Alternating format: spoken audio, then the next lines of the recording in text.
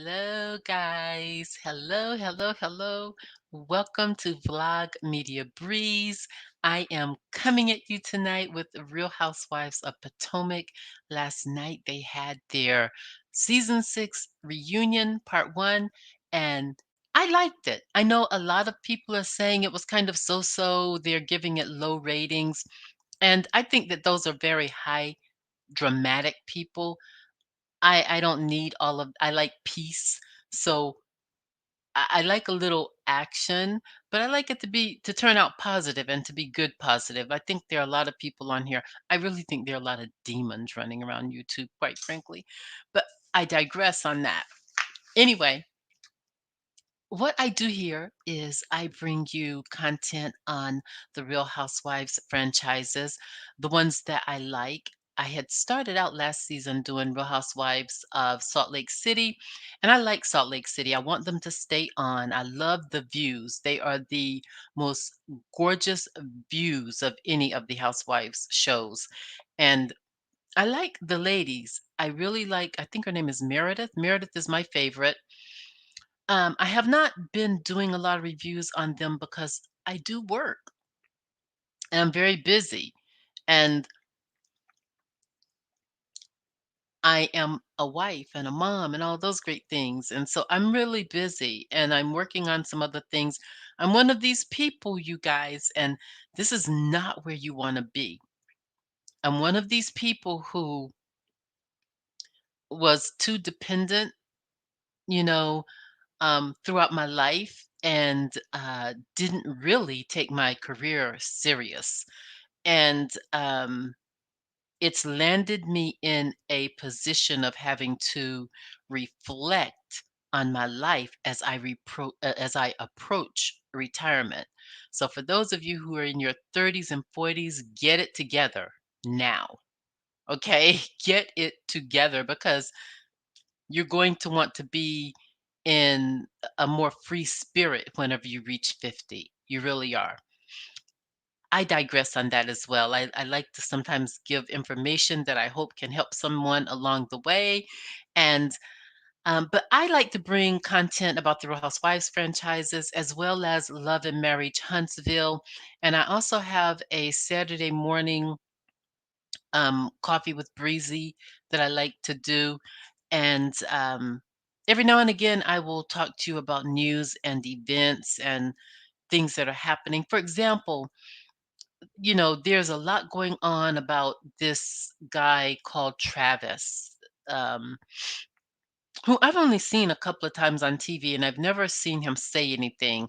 I know he dates one Kylie Jenner. Um, people, it's amazing how there are so many house ninjas. I don't agree with rage at a concert. When we used to go to concerts, Earth, Wind, and Fire, Shaka Khan, Patti LaBelle and the Bells in New York. I mean, it, those were concerts, okay? Those were really fantastic concerts. Even Bootsy and the Rubber Band. Let me stop.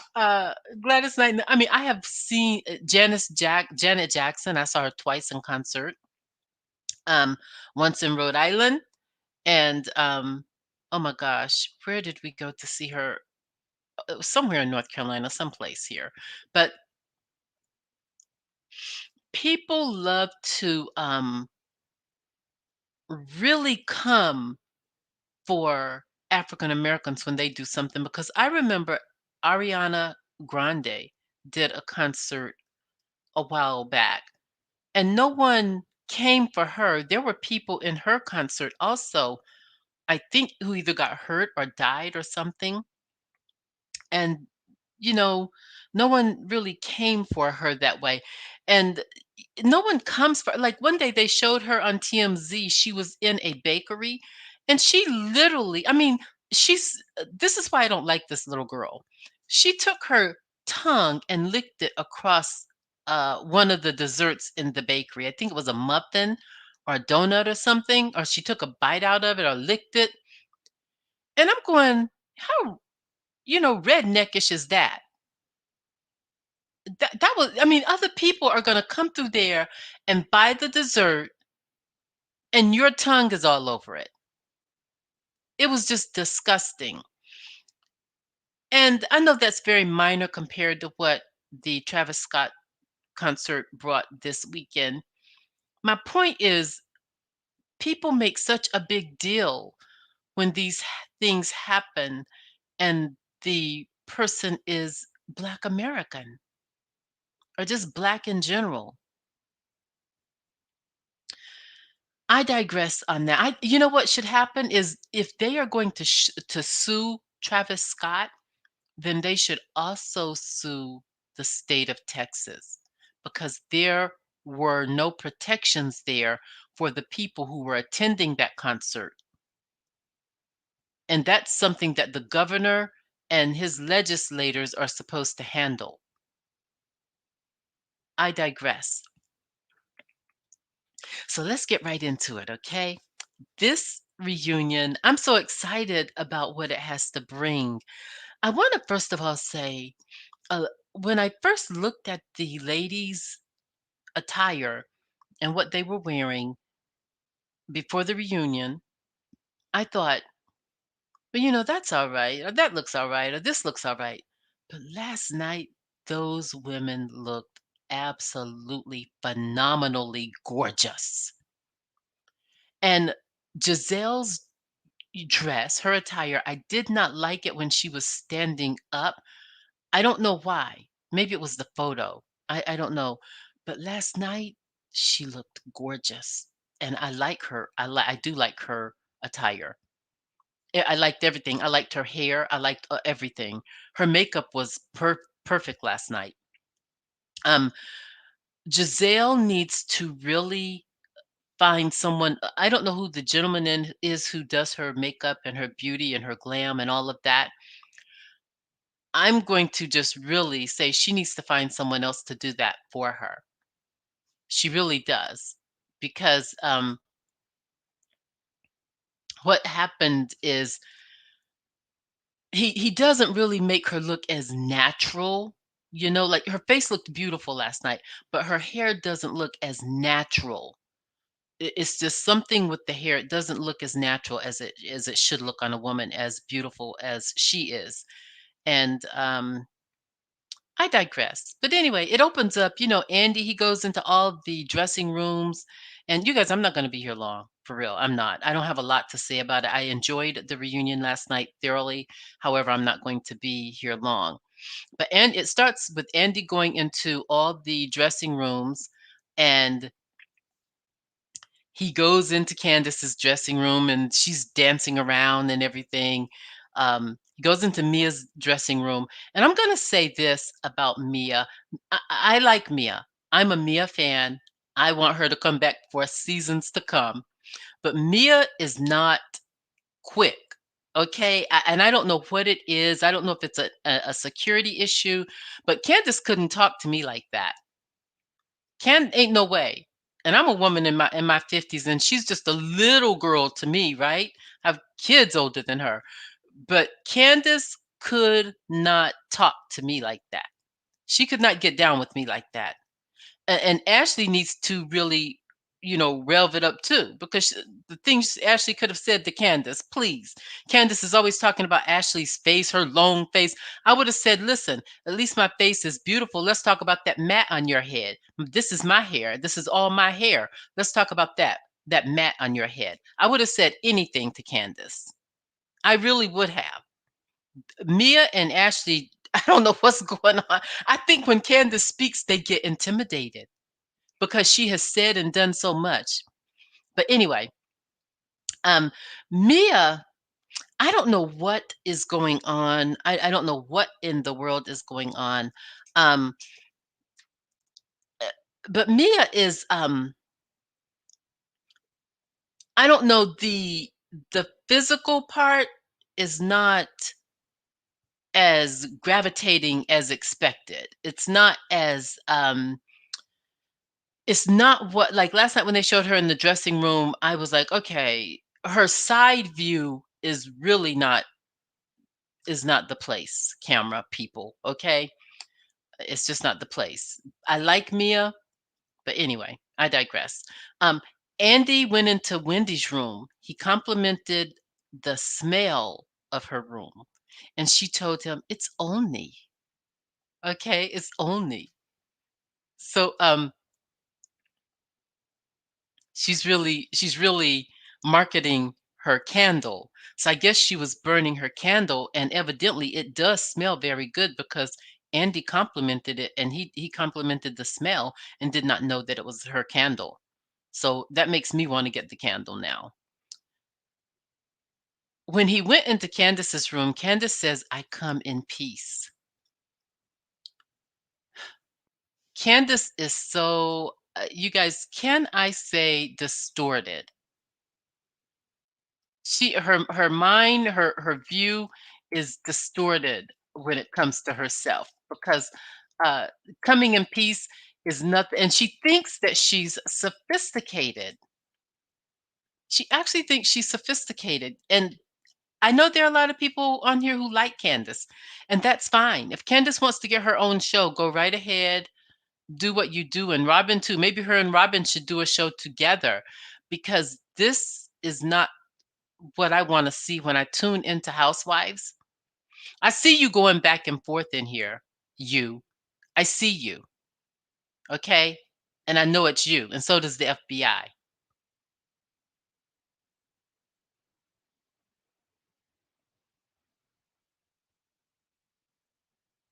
Um, at any rate, um, where did I get to? So I said Candace doesn't come in peace, and she doesn't.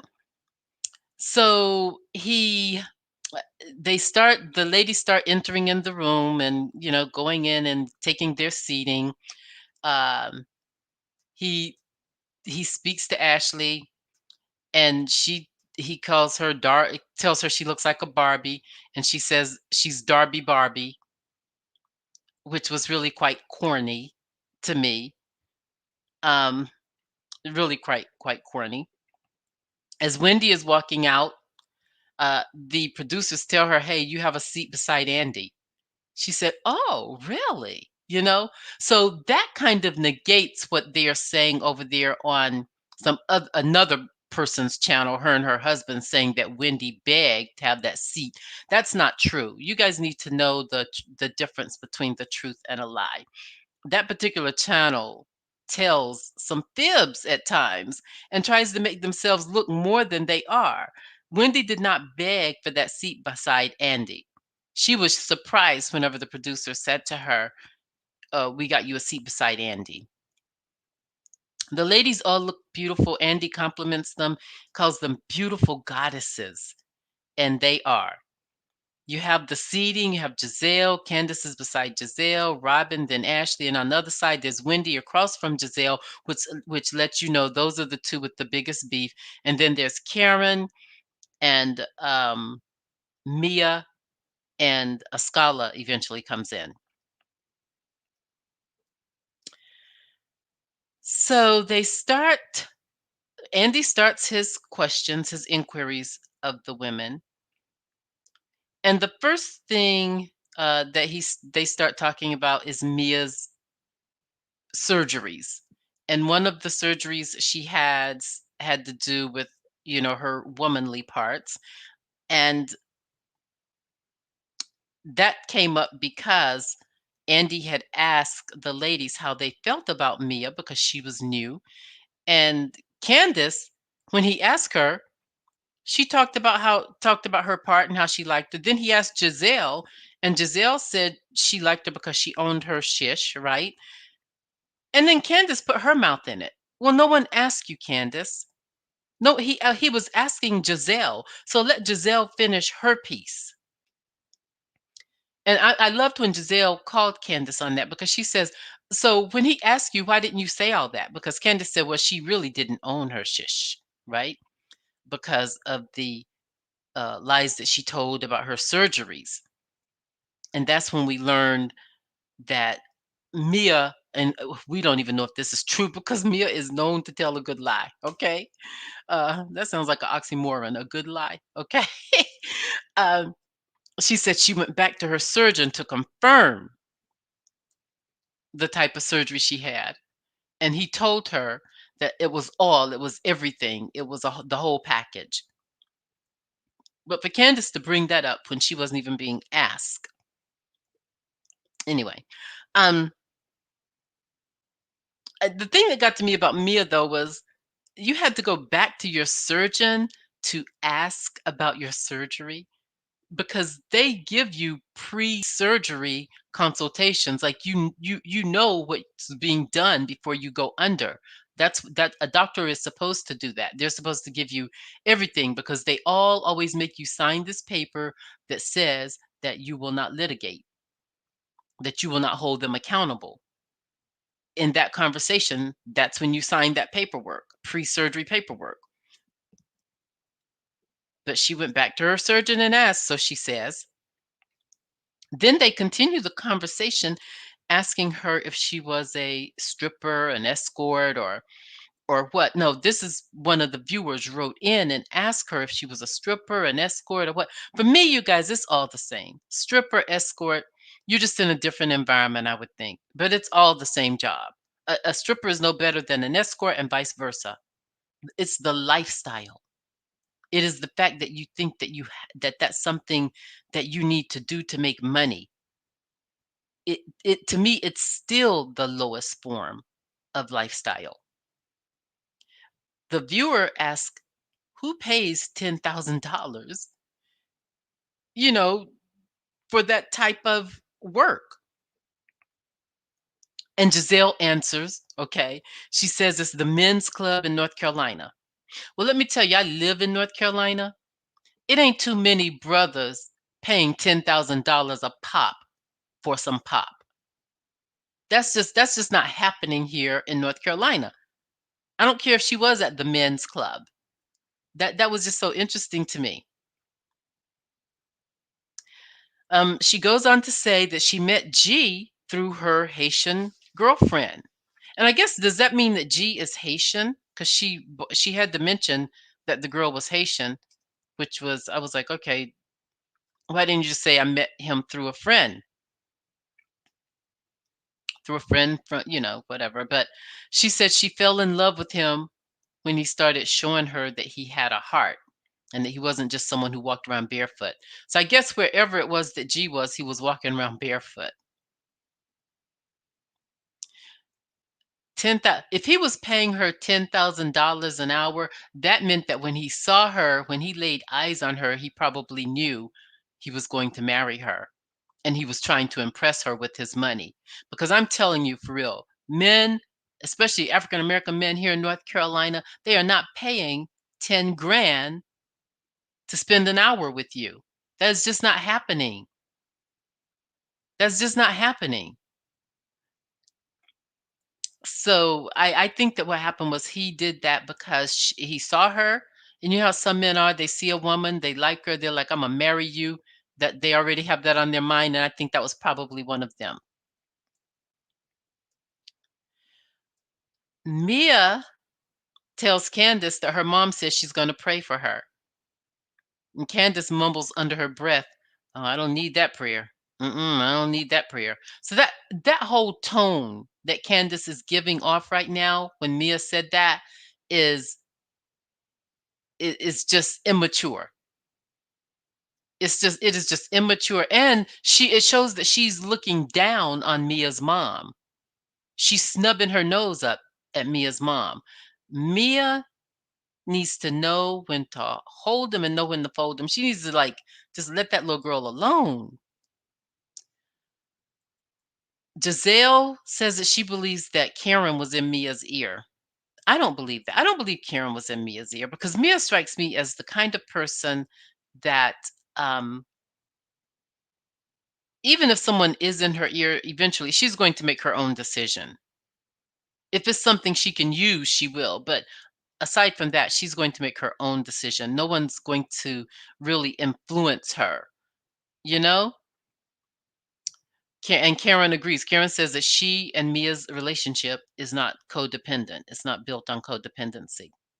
They get into this really deep conversation about Jamal. And Giselle says that her and Jamal were trying to figure some things out. And uh, Wendy, of course, she chimes in. Um, I don't know what Giselle and Jamal were trying to figure out. He asked her, "When did you and Jamal break up?" And she couldn't even remember when they broke up. I can remember when I broke up with every boyfriend I ever broke up with. I know what season it was. I know what month it was. I can even give you the date of some. Well, I can't now, but if it was as fresh as it was with her, I could definitely do that. She had no idea when they had broken up. They were not in a relationship. Let's just cancel this, okay? Cancel the conversation about Jamal. Jamal was never in a conversation with Giselle. And I see this person who keeps coming back over here. They don't know that I know that they come over here, then they leave, they come and they leave, and they try to do some things. They have me soon as I log in, they have it set so that they're the only ones who gets my notification because no one else is coming over here, and I know that.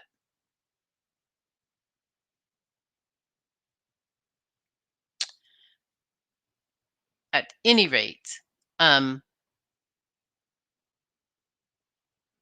Wendy intervenes and she tells Giselle, and I like what Wendy had to say here because she says if if Giselle would just talk about how she really felt, then she would win. I agree with that. If she would tell the truth about what is going on with her and Jamal and the truth about how it really made her feel and even break down in tears. She will not be the first woman to break down in tears over a man and even over a husband. As wives, we cry. So you mean to tell she's so stern, you guys. She's gonna burst open. She's going to burst open. There's no way you can just sit around and act like and continue to lie about a relationship that you wanted to work and it didn't work.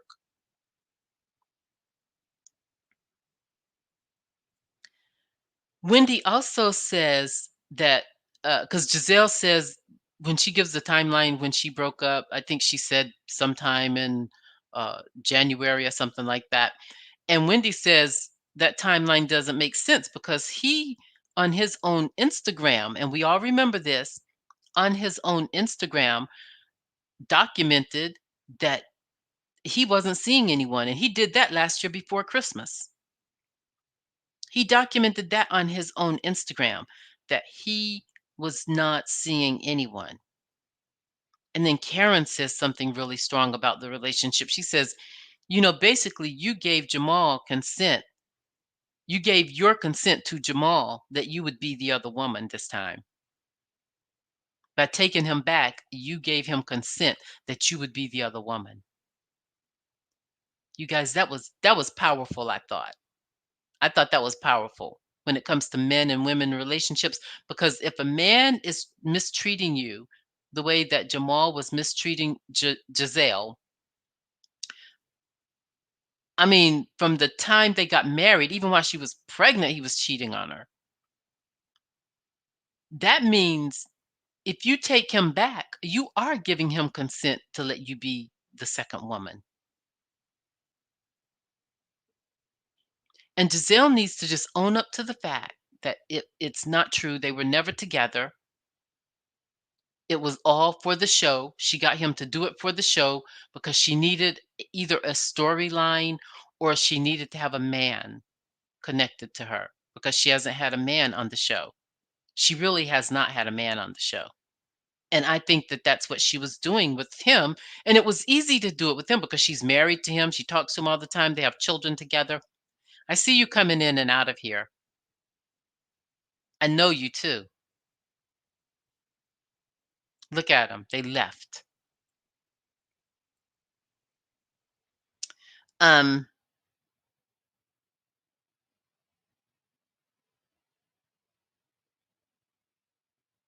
Wendy goes on to tell Giselle that if she talks about how she really felt with about Jamal, she would break down. So in essence, she's saying to her that she's afraid to talk about it because she knows if she did talk about it, she would break down.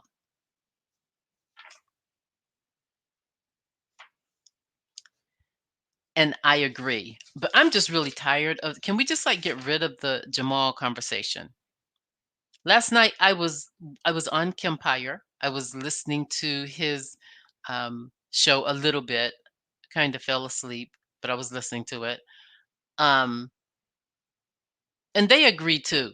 Can we please just get rid of the Jamal dialogue? Because we know that Jamal was not there for the right reasons. And, you know, quite frankly, Jamal should not be a minister. He should not be a minister. A dude is out here doing the things he's doing just haphazardly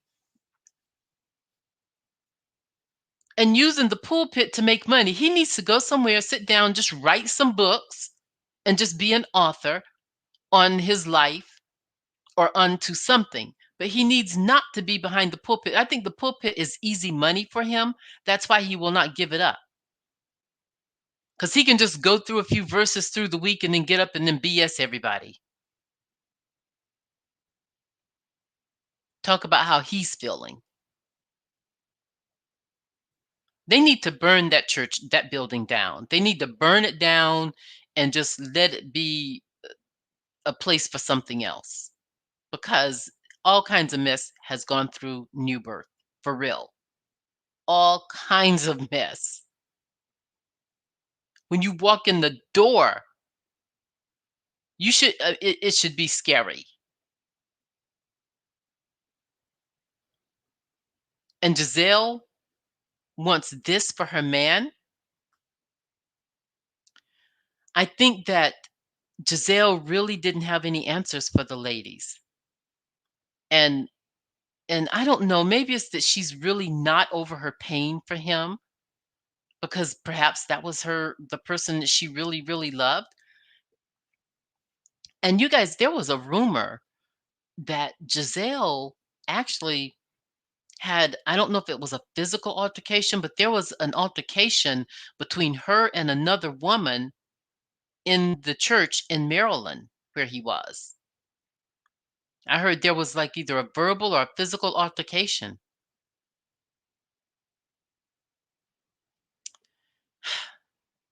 I feel bad for her. I really do. I don't know what she sees in Jamal. I really don't. I really don't get it. Um, but Wendy, I agree with Wendy. She told Giselle if she just shared her story right, then she would win. But Giselle's not open to hearing that, you know? She's not open to hearing it. Um, then Robin intervenes when Wendy says that. You know, Robin with her dookie face, and I say dookie face because her head is always so far up Giselle's behind that even at the reunion she had dookie face. It was just like, girl, let this woman talk on her own. Let her talk for herself. Robin intervenes and says, let her share her story the way she wants. Just because she doesn't share it the way you would doesn't mean that she doesn't have feelings. I see you coming in and out of here. I see you.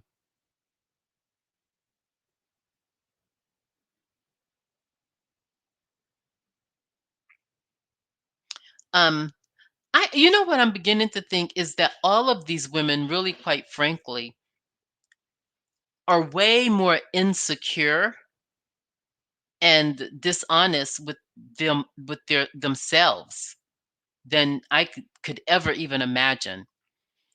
Giselle should feel very comfortable talking about the honesty of her thought processes. She had, and it's almost like the lies have piled up so that she can't even pull the truth out of it. They should be very secure about talking about who they are, and they're not.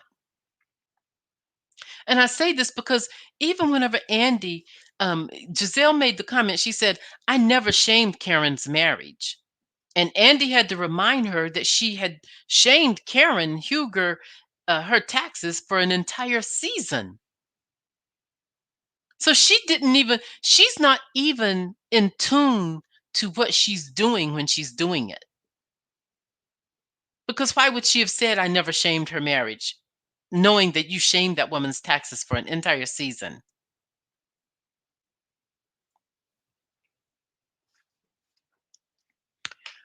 Um, then they start talking about Candace and Mia. Candace and Mia get into it, right? About the my mama. Candace says she never would have made that statement about Mia's mama had she known what Mia's mother had gone through. That is not for me, you guys. That's not even the point.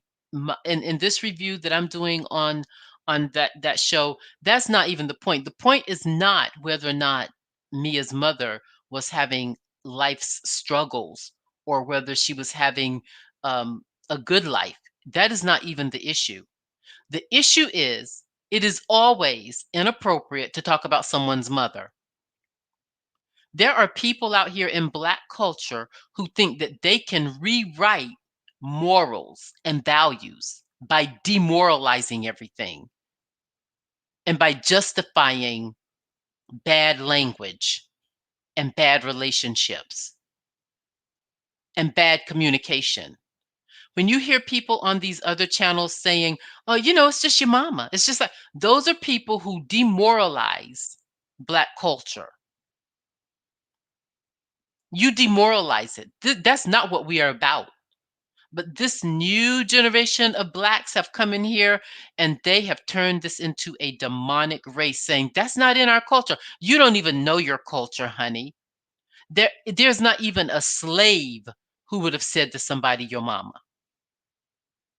None of your ancestors would have done that kind of talk. And it certainly is not how I was raised. And I was born in the 60s. Martin Luther King era was ending. So people then were all about character. As Blacks, we have always been about character. That's why we used to walk around saying things like, you got soul. Yeah, you got soul, meaning, hey, we had something meaningful going on. But now you got these people, they think it's okay to say your mama. Oh, that's what we call. Candace said last night, that's what we call in the Black community jonesing. Or she said joning, but it's jonesing. That's the correct terminology, Miss Wordologist. Okay. That is not correct. And her mother even needs to set her straight on that one. So disrespectful. Talking about that woman's mother. When she said she didn't want to attend something low budget, it would have been a positive response to say back to her, listen, I don't like you calling what I worked for low budget. Say what you're feeling. Candace is living proof that when people get angry, they they lose their minds. They can't think straight because later on she talks to her husband in tears. She talks to everyone else about how she worked hard for that project and that's why she said your mama. No, then don't say your mama. Say what you mean. Say to Mia, when Mia said, why I just didn't want to attend something low budget, then turn around and say to her, why would you say that about my business, something I worked so hard for? And it's my baby. I invited you to it. And now you're sitting here talking, make Mia feel bad for calling your uh your project low budget. Make her feel bad for doing that. Don't start sparring with her, going back and forth, acting ridiculous and immature. I know when you brought Wendy onto the show last year, you said you love an educated, BI. We can't say this on YouTube, but a BITCH. You said you love an educated one of those, right? But Candace, you don't act like an educated one. You really don't. After You said to her last night, after you said to Mia, you never would have said that to her mother. Here's my other issue. Right after you said that, you told her, and I was going light on you. And what happened was you were ungrateful. Girl, are you on drugs? That sounds like something a druggie would say. You weren't even in tune with what was really going on there. Andy has got to get Candace off this show. I will not watch next year. If Candace is on, I will not watch and I will not review. I just absolutely will not watch if Candace is on. Just absolutely. And Robin either, for that matter, because Robin brings zero. I do not even want Robin coming back as a friend, not even as a friend, because mainly because Giselle, I want to see how Giselle does without Robin, really. I really do. I want to see Giselle as the lone wolf. That's what I want to see. I don't want Robin there because I really do believe that the reason Giselle thinks that Karen is uh, a bug in Mia's ear, I think she thinks that Karen does that with Mia because that's what she really does with Robin.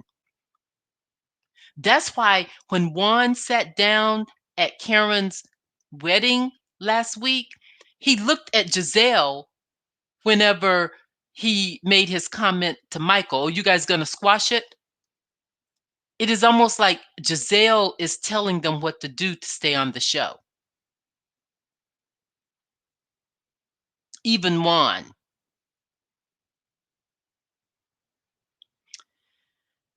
And I don't think Juan wants to be on the show, but I think that he's just really trying to help Robin to stay on the show so that, because Robin really seems like a sluggard. For real. I mean, you started selling those hats last year and you're just now getting this place to store them so that you can send them out. You didn't even go around to get another company to set up the hats for you. I mean, you don't you were a PR person and you don't know how to create a proposal to go to another company to say, I'm a housewife. This show gets this many views. Can you help me get these hats out? You'll get your cut. I'll get my cut. You didn't even know. She doesn't even do that. She is doing all of the work for those hats. That's why when you go to her website, she's out. You can't even order the hats.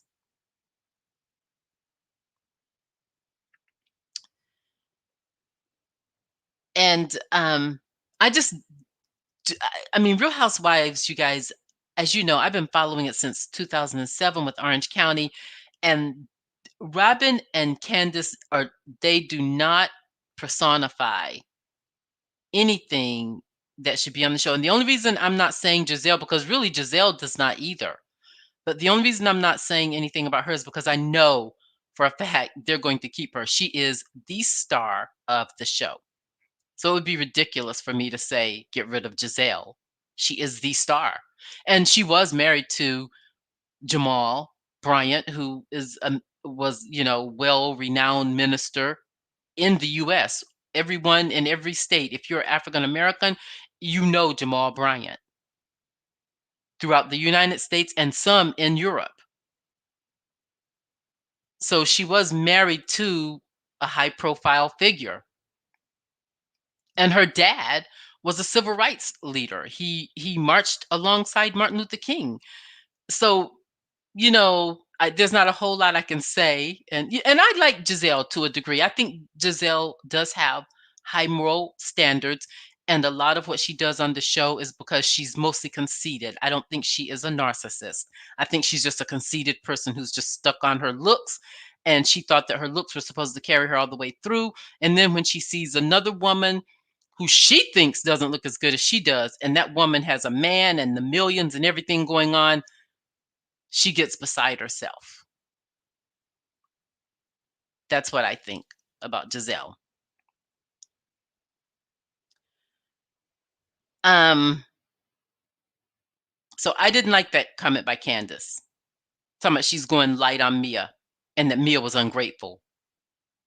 Tell me that's a psycho right there. That's a psychotic statement. Because I really believe that Candace thinks that. I heard something else I wanted to cover is when she said that she cussed her mom out. So you guys get in the comments and tell me, what do you think about Candace? Because Candace has made multiple statements, you guys, over the years that are really quite demonic. When you read the Bible, it's demonic because what you guys out here say in the streets as demonic is not always demonic. Okay, she's made a lot of really devilish statements. And it's just like, whoa. I mean, last night I was like, okay, I cannot with this girl. And this is not for play anymore. This is not for play. That she's not the wordsmith that she thinks she is. I can go on about her. I could write I could write what do you call it? A doctoral thesis on Candace. I sure could. um, let's see. Remember the book? What was the book? Sybil. Remember the author who wrote the book Sybil because Sybil had all those different personalities? Someone needs to write a book and call it Candace because Candace is effed up in the mind. She is effed up. And it was weird to me because she didn't get up. She got upset with Mia for asking her mom the question because all Mia did was, "Hey, is Candace paying Chris?" That was the only question. But she didn't get upset with Robin. In fact, she jumped over. I thought she was going to screw Robin. In Williamsburg, Robin asked Dorothy, "Do you think he's getting comfortable?" Tell me, what is the difference between Mia asking Dorothy, "Is Candace paying Chris?" and Robin asking Dorothy, "Do you think he's getting comfortable?" Is Candace paying Chris? Do you think he's getting comfortable? What is the difference? Because Robin asked Dorothy that. But Candace jumped all over Robin like she was going to screw the girl. I was like, my word. Oh my goodness. Here's the other thing they kept doing last night. This is a married woman. I remember a day when you could not disrespect married women. Or not that you couldn't, but people just didn't. They just didn't do that because that was another man's wife. They didn't disrespect the man because that was her husband. People had a certain honor and boundaries for marriage. They keep calling Mia a hoe. They keep calling this married woman who is now married a hoe. You all, please. This is crazy. And this is on TV. I don't know how many views. I'm going to go um, online and see how many views they got last night because you're saying this about this woman in the midst of all of these people. And granted, they've signed a contract so they can't sue. I think there is probably a clause in their contract that says they cannot litigate. But normally, if you say something like that about someone, a married woman who is not a hoe anymore, you could be litigated. It's There's no reason to continue to make this woman feel ashamed of her past when she's trying to pick up the pieces in her marriage and with her mother. So they start talking about Chris, and Andy asks some questions surrounding Chris, about how his reaction to everything. And Ashley chimes in and she says, he's not the same Chris that we met when we first met you. And Candace goes, "Well, who's the same after pandemic? I think we've all changed." No, Candace, you haven't. You haven't changed. You were the same last night. You were the same before the pandemic and you are now. Remember when she went in on Charisse, even though she is friends with Charisse now because they were both trying to get back at Monique. But remember when she went in on Charisse? And people keep thinking Monique was afraid of Giselle and Robin and Charisse. And that wasn't the case at all.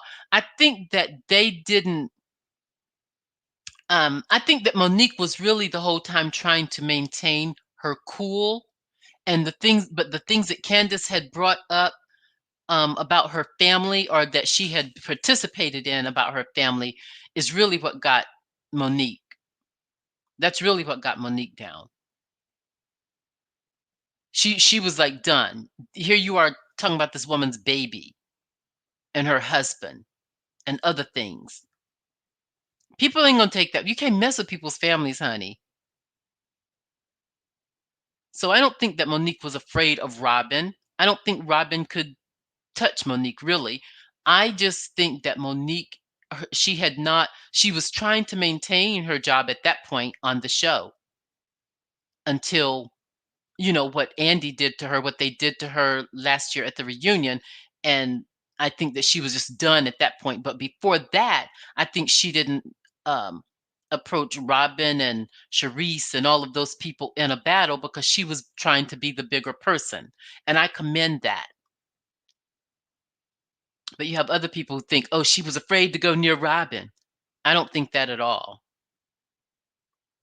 And these are grown women. They shouldn't be fighting. They shouldn't be getting physical anyway. And I don't agree with what she did with Candace, but to a degree, Candace had it coming and I didn't mind it, you guys. I have to be honest. I don't like fighting or none of that. But Candace kept on egging that woman on, talking about, but you asleep though, and hitting the glass and just and Monique had her side turned and was trying to ignore her for a little bit, and then she just went off, you know? So after Andy asked what was Chris's reaction when he saw all this talk about him, Candace starts crying. I don't feel bad about her tears. I'm done. Them lips bubbling up like a Reese cup, and it's just like I'm done. I didn't even care about her tears. She gets what she gets. You have to stop doing the things you're doing, Candace, so that things don't come back on you. That's what you really have to think about. How is it that you're treating someone else and thinking that things are not going to happen to you? God is powerful, honey. God is very powerful. Things are going to happen to you. They're going to happen to you. I see you keep coming over here and going out. Um, it's weird because I will go in and concurrently I will have one. It'll always be that one, but then it shows that there are 11, which means you've changed names. You go in, you put in a name, and then you show back up with that name. Then you go back out and you come back in with that name. That's what you're doing. You're changing your profile.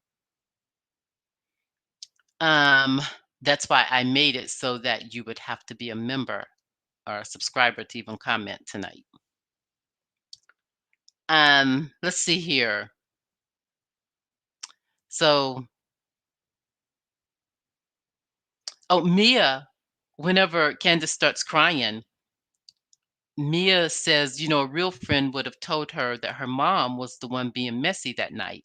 I think Mia needs to change her language. Don't call Candace's mom messy. You just say a real friend would have told her that her mom was the one, having the conversation with all the ladies that night. Mia is uneducated too, so she probably doesn't know. But after she said that, Wendy said, are you talking? Shut up. That's not funny. I didn't like that Wendy said that either. I didn't like that Wendy said that. I thought Wendy and Mia were friends. I mean, wait a minute, during the episodes, her and Wendy were friends. Or they had made up. They weren't friends in the beginning. They were having a little tiff, but then eventually they made up back in Williamsburg. I mean, Wendy even gave her um like she was like the third person or the first person. Actually, she had like first dibs on the room. Um, Wendy needs to stop taking sides with Candace. I think she takes sides with Candace just because Candace helped to get her on the show, or they were friends when she first came on the show. Somehow there's a reason behind it, but she needs to be more objective. I expect more of her as a professor. She knows she needs to be more objective. She knows Candace is wrong, and she's going to have to really, at some point, let Candace know that. They did a close up on Robin's makeup. Horrible, horrible. But Robin believes in what do you call it? Those people, sorcery. She believes in going to people who raise dead people and talk to her about dead. She believes in all that, and I think that that has a lot to do with her dreadful dark look, because it's very dark. Anyway, those are my thoughts and my process. The last thing I liked, whenever Andy tried to hold Candace accountable, when he asked her how was that working for her, whenever she's always talking about her responses, her antics, um, her buffoonery, how is that working for her? And she had the audacity to think that people shouldn't get mad at her just because she does it better than them. You do not speak or communicate better than any of us. You do not speak or communicate better than me. You do not speak or communicate better than any of us, Candace. You're a mean, evil person. You have an evil spirit. You're very mean. I tell you, he told her that she was the common denominator in all of it, even from last year, because he told her, he said, last year, you almost got beat up for that. And she says, oh, and that's my fault. And he said, well, you're the common denominator. But she thinks that because she's better at words, she is not better. She doesn't even read people. She's very immature. She lacks sophistication. And here she is working on her master's and just has not learned a thing. Um, then she had the audacity to repeat what I've heard people say on some of the other channels here, saying that she didn't feel that she was responsible for the relapse of, she would not be responsible if Mia's mother relapsed. She said that it's Mia's fault for bringing her on the show, and that it's her responsibility and it's not hers. But you're the one who is going around saying your mama. And as we will see next week, she's going to say it again. So she's going to scale back on her word. The girl is worthless. The girl is worthless.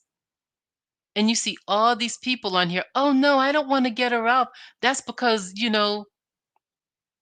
when you have people disagreeing, and I told you guys this months ago in a different video, when you have people disagreeing, it is usually, what it boils down to is good and evil. The Bible says that. That is what it boils down to.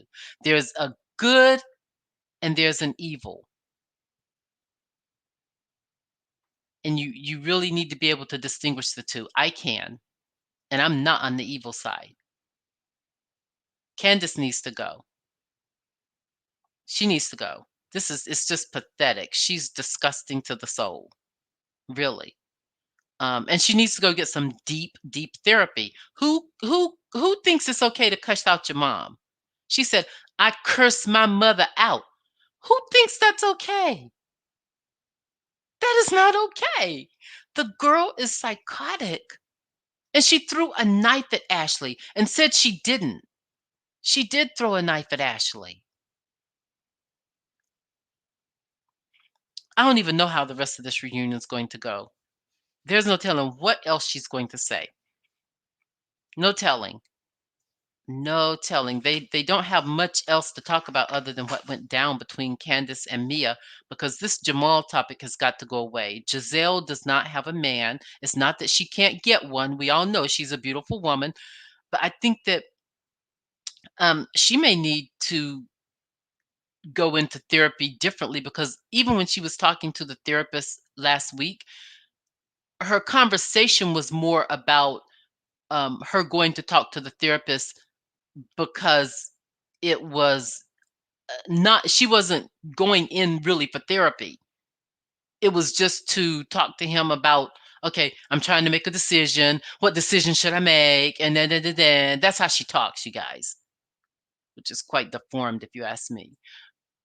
But she needs to really dig deep about her pain because there's some pain there, and she doesn't know how to pull it out so she can move forward. And Candace is scary, quite frankly. Quite drive back. Girl, drive back. Please drive back. Drive back off the show. And I know you guys don't agree with me, but get down in the comments. Tell me what you think about Candace. Tell me what you think about Giselle and her emotions, and because she was really about to tear up the other week when her daughters had that conversation with her.